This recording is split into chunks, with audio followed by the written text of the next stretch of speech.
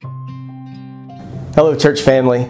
I just wanted to come to you and provide you an update pertaining to our three-phase approach to regather here on campus at Denman Avenue Baptist Church. I sent an email out to our church family on Monday that outlined this three-phase approach, but I wanted to provide this video for you online so that you can go back to it and be reminded of our approach.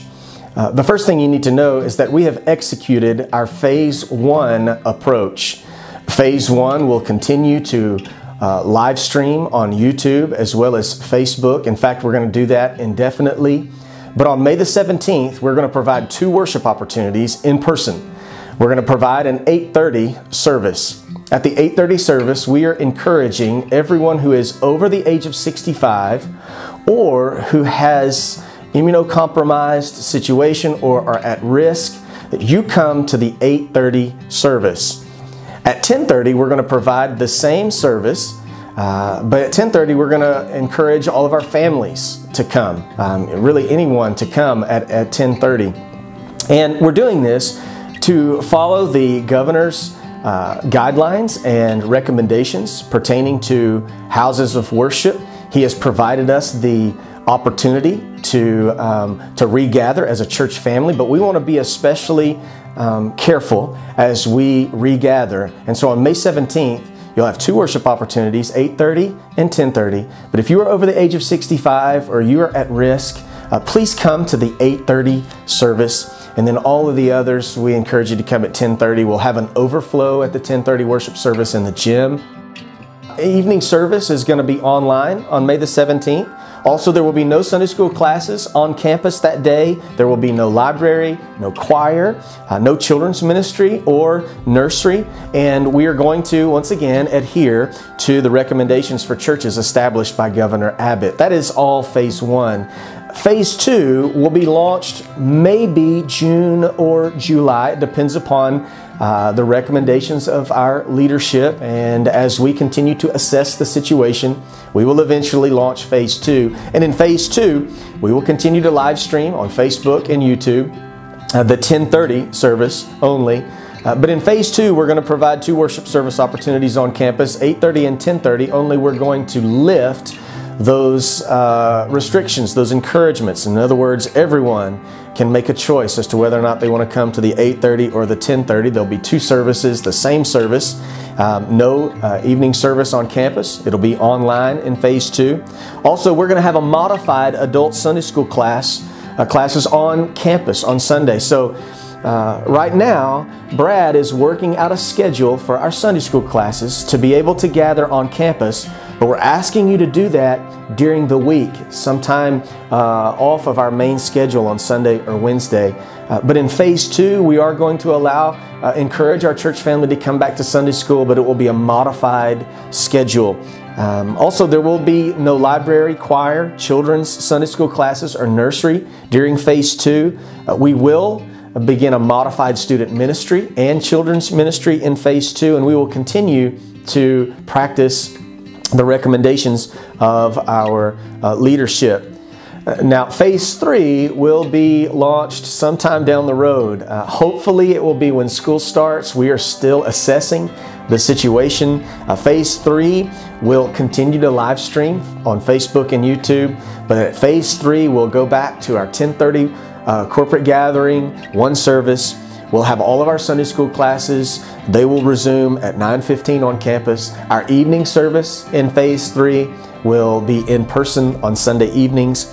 And we will also resume our children's, our choir, our nursery, and really all of our Wednesday night evening ministries will resume as they have been in the past. And so I'm longing for phase three to be launched and praying for that. But right now, our staff has prayerfully considered the situation. We are so excited about getting back together in person.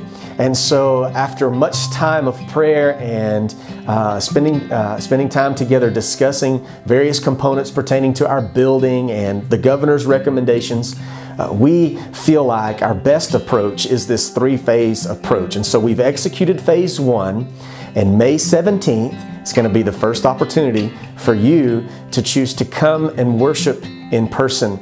Now, you may be asking yourself, what changes can I expect when I return to the campus here at Denman Avenue Baptist Church? Well, I want to reference the release that Governor Abbott provided that's entitled Guidance for Houses of Worship During the COVID-19 Crisis. You can go to www.dabconline.org, our church website, and there's a big blue box that has the governor's stamp on it.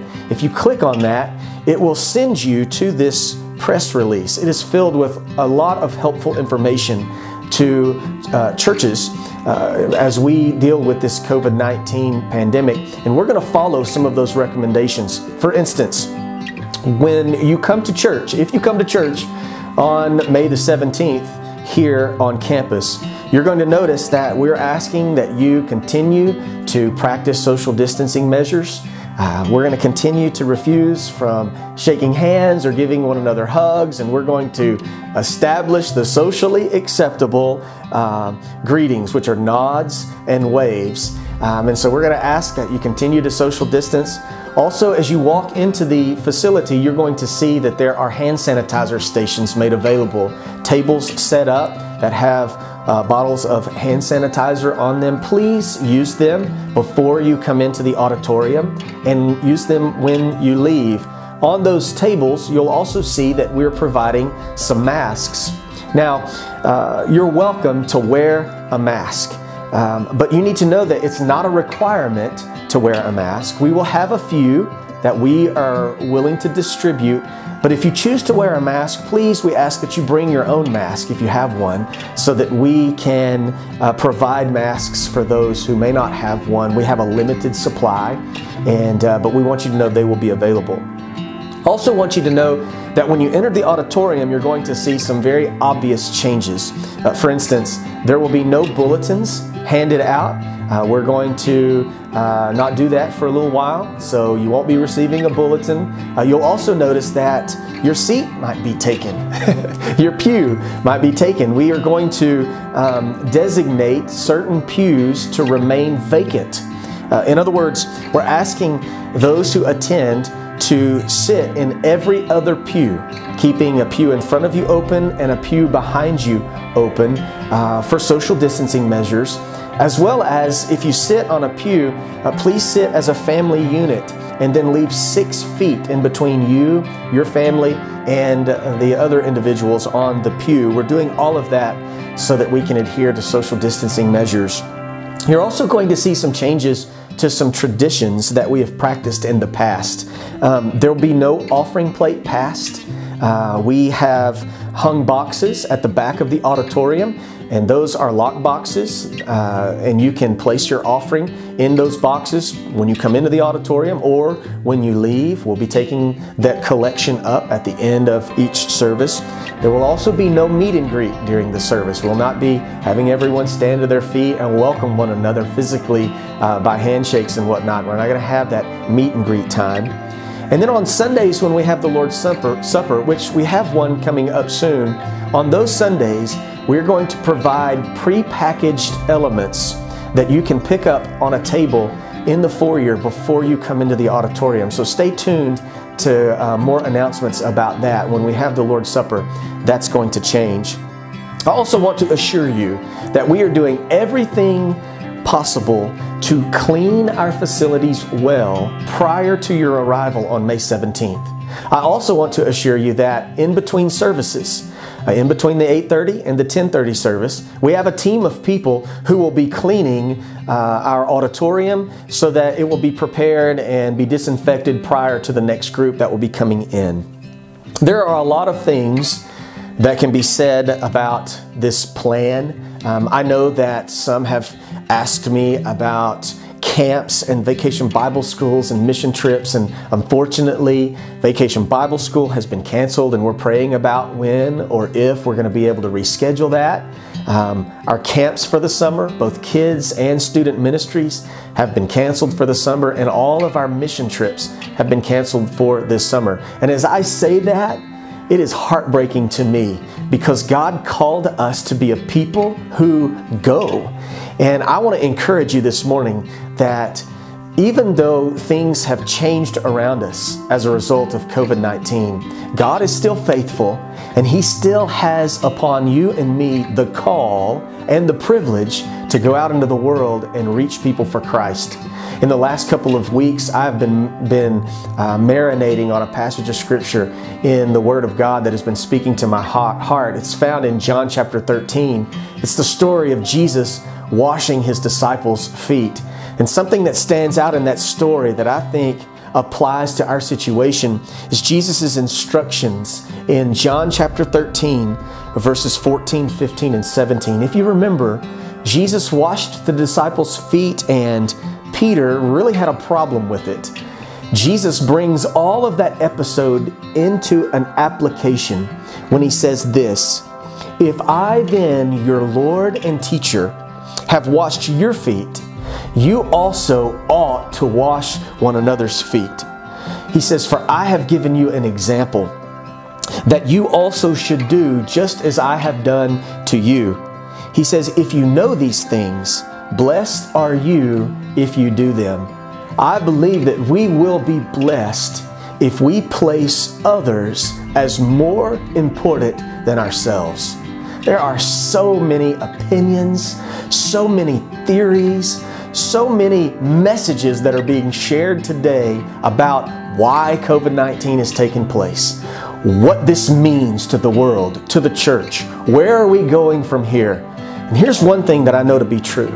I know that God is faithful. I know that He has a purpose in all things. And I know that He has called us as the church, you and me, to serve others, to love people the way that He's loved people. And so I hope that you'll join me in washing others' feet by being gracious and being kind, and realize that we all are having to make personal decisions in this day. You need to do what is best for you and your family. If you can't make it on May the 17th, I encourage you and your family to join us online and use all of the resources we're providing to disciple your family.